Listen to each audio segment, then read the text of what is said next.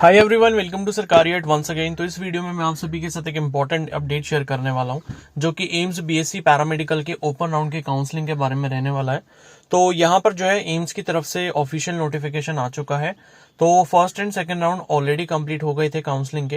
And अगर आपको अभी तक भी कोई कॉलेज नहीं मिल पाया या सीट नहीं मिल पाई है एम्स पैरामेडिकल कोर्सेज में, तो आप ओपन राउंड काउंसलिंग में पार्टिसिपेट कर सकते हैं। ठीक है, तो देखो इसके लिए एलिजिबल कौन होगा, कैसे सारा प्रोसेस होगा, सारी चीज को हम समझेंगे, क्या इसकी डेडलाइन रहने वाली है। ठीक है, तो यहाँ पर सबसे पहली चीज तो है कि इसके लिए एलिजिबिलिटी क्या है। एलिजिबिलिटी ये है कि जब इसका रिजल्ट आया था तो जो रिजल्ट की पीडीएफ ऑफिशियल वेबसाइट पर अपलोड की गई थी, अगर आपका रोल नंबर उसमें मेंशन था तो आप इसके लिए एलिजिबल हो, क्योंकि पीडीएफ में रोल नंबर उन्हीं कैंडिडेट्स का होता है रिजल्ट वाली पीडीएफ में जिन्होंने एग्जाम को क्वालिफाई किया होता है। तो अगर आप एग्जाम क्वालिफाई नहीं कर पाए थे तो आप किसी भी तरीके से एलिजिबल नहीं हो। क्वालिफाई करने का मतलब कि मिनिमम परसेंटेज लेके आना, कि लाइक अगर आप जनरल कैटेगरी से बिलोंग करते हो तो आपको 50% चाहिए, मतलब 90 में से 50 नंबर चाहिए। ठीक है, सॉरी 45 चाहिए, तो 50% का मतलब 90 में से 45 नंबर हो गए। एंड इसी तरीके से ओबीसी डब्ल्यूएस का आई थिंक 40% है और एससी एसटी का 40% है। तो उसके अकॉर्डिंग जो भी कैंडिडेट एग्जाम को क्वालिफाई कर पाए थे, कहने का सिंपल सा मतलब ये है कि जब रिजल्ट की पीडीएफ अपलोड की गई थी वेबसाइट पर, तो उसमें अगर आपका रोल नंबर था तो आप इस काउंसलिंग में पार्टिसिपेट कर सकते हो। ठीक है, एंड ये जो है इसका रजिस्ट्रेशन कल यानी कि 18 सितंबर से स्टार्ट हो चुका है। एंड लास्ट डेट जो है 22 सितंबर शाम को 5 बजे तक है। तो जिसको भी रजिस्ट्रेशन करना है वो कर सकता है। और यहाँ पर एक और इंपॉर्टेंट इन्फॉर्मेशन मैं आपको बता दूं कि अगर आप काउंसलिंग में पार्टिसिपेट करना चाहते हो और मेरी पर्सनल गाइडेंस लेना चाहते हो कि कॉलेजेस कैसे फिल करने हैं, कोर्सेज क्या सेलेक्ट करने हैं, किन को टॉप प्रायोरिटी देनी है, किस तरीके से आपके मैक्सिमम चांसेस हो सकते हैं कोर्स मिलने के या कॉलेज अलॉट होने के, तो अगर आप मेरी पर्सनल काउंसलिंग ग्रुप में जो है ऐड होना चाहते हो, मेंटरशिप लेना चाहते हो, तो आप मेरे को टेलीग्राम पर मैसेज कर सकते हो। टेलीग्राम आईडी आपको स्क्रीन पर दिख रही होगी। एंड ये जो मेंटरशिप बैच है, ये पेड मेंटरशिप बैच है, इसका जो चार्जेस है ₹297 है। तो जो भी कैंडिडेट उसमें एनरोल करना चाहता है वो मेरे को इस पर मैसेज कर सकता है, आपकी काउंसलिंग में पूरी हेल्प की जाएगी। ठीक है, तो देखो इसका पूरा प्रोसेस क्या है। जैसे अगर आपने एम्स बीएससी नर्सिंग की ओपन राउंड वाली वीडियो अगर आपने देखी होगी तो आपके लिए ये समझना थोड़ा सा इजी होगा। तो डेडलाइन मैंने आपको बता दी कि 22 तारीख को शाम को 5 बजे से पहले पहले आपको जो है रजिस्ट्रेशन कर लेना है।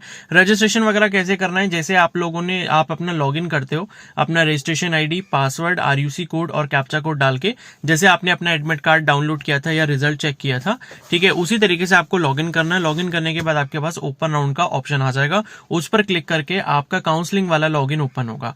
तो काउंसलिंग वाला लॉगिन ओपन होगा, उसमें अगर आपने पहले से रजिस्ट्रेशन किया था तो आपको रजिस्ट्रेशन नहीं करना, उसी लॉगिन डिटेल्स को यूज करके आपने काउंसलिंग वाले पोर्टल पे लॉगिन करना है। एंड लॉगिन करने के बाद आपके पास फीस पे करने का ऑप्शन आएगा। ठीक है, तो अब देखो यहाँ पर आपको सिंपल से मैं आपको समझा देता हूँ। पहले आपको 5000 रुपीज का सिक्योरिटी मनी जमा करना पड़ेगा।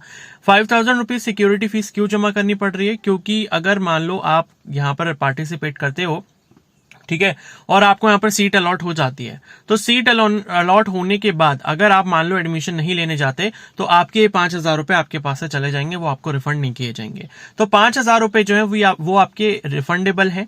रिफंडेबल किस केस में है कि अगर मान लो आपको सीट अलॉट हो जाती है ओपन राउंड में, और जो सीट अलॉट होगी अगर आप उस सीट पर एडमिशन ले लेते हो अपने डॉक्यूमेंट वेरिफिकेशन करवा के, तो आपको ये 5000 रुपए वापस मिल जाएंगे 3 से 4 महीने के अंदर अंदर, और वही सेम बैंक अकाउंट में आपको मिलेंगे जिससे आपने पेमेंट करा होगा।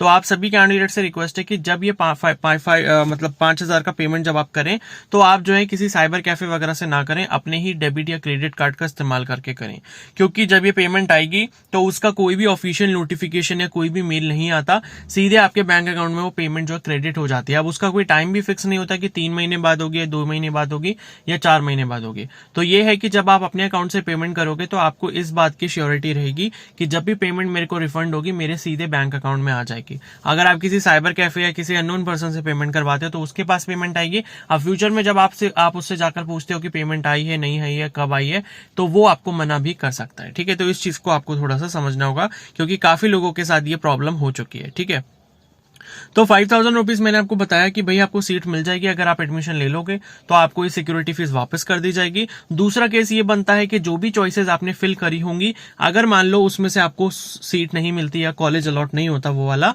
तो फिर उस केस में भी आपको पैसे वापस कर दिए जाएंगे। पैसे सिर्फ आपको उस केस में वापस नहीं होंगे जब आप अलाउ मतलब यहाँ पर पार्टिसिपेट करते हो और आपको जो है सीट अलॉट हो जाती है एंड उस सीट पर आप एडमिशन नहीं लेते तो आपको 5,000 रुपीज नहीं मिलेंगे। ठीक है, तो देखो यहाँ पर आप थोड़ा सा ये आपको समझना पड़ेगा कि जितनी भी आप चॉइसेस फिल करो या जो भी कोर्सेज आप फिल कर रहे हो, आप सिर्फ वही कोर्सेज फिल करें या वही कॉलेजेस फिल करें जिसमें आपका एडमिशन लेने का मन हो।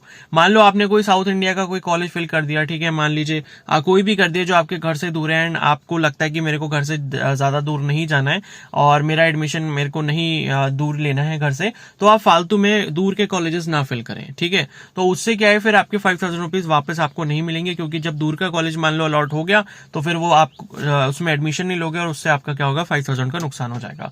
तो आप कोर्सेज और कॉलेजेस सिर्फ वही अपनी चॉइस फिलिंग में भरें जिसमें आपको एडमिशन लेना हो, अदरवाइज कोई भी आप मतलब ऐसा कॉलेज ना फिल करें जिसमें आपको नहीं जाना। ठीक है, तो ये है।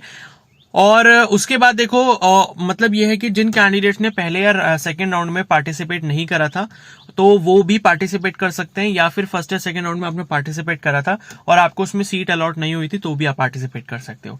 लेकिन ऐसे कैंडिडेट बिल्कुल भी पार्टिसिपेट नहीं कर सकते जिनके फर्स्ट या सेकेंड राउंड में सीट मिल गई थी और सीट मिलने के बाद उन्होंने एडमिशन ले लिया था। अगर आपको सीट अलॉट हो गई थी फर्स्ट राउंड में तो और आपने उसके बाद जो है एडमिशन नहीं लिया था तो भी आप इस राउंड में जो है पार्टिसिपेट कर सकते हो।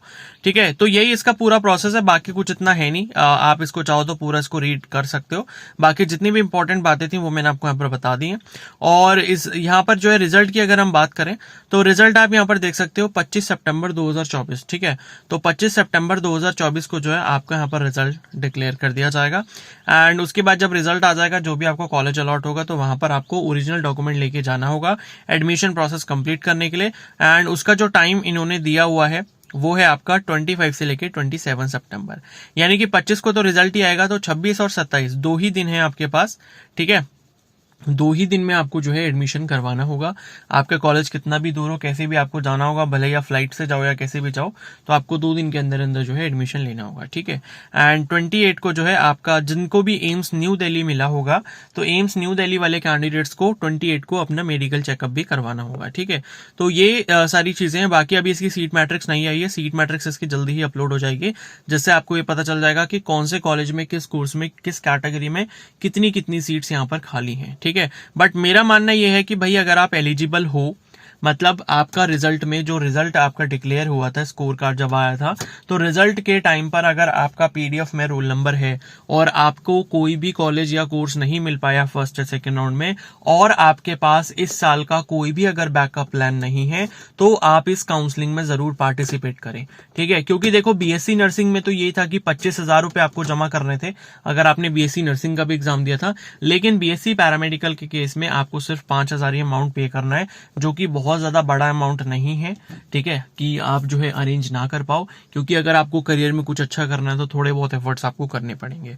ठीक है, तो मेरा सभी से यही रिक्वेस्ट है कि भाई जब आप यहाँ पर, आपको कोई भी सीट अभी तक नहीं मिल पाई है, कहीं पर भी आपको कोई भी गवर्नमेंट कॉलेज नहीं मिल पाया और आपको लगता है कि मैं कुछ रैंक से रह गया था, सेकेंड राउंड में मेरे को एडमिशन नहीं मिल पाया, तो ओपन राउंड में आप पार्टिसिपेट जरूर करें। ओपन राउंड में ज्यादा जिनकी रैंक होती है या मार्क्स जिनके कम होते हैं, उनके भी बहुत अच्छे अच्छे चांसेस होते हैं सीट मिलने के। ठीक है, तो अब इस वीडियो को यहीं पर एंड करते हैं। आई होप सारी इन्फॉर्मेशन आपको क्लियर है। बाकी जो है इस वीडियो को आप जरूर लाइक कर दें और चैनल पर नए हैं तो जरूर सब्सक्राइब कर लें और बेल आइकन को प्रेस कर लें, ताकि फर्दर अपडेट्स जो है इसके बारे में आपको मिलते रहें। Okay, so thank you and have a nice day.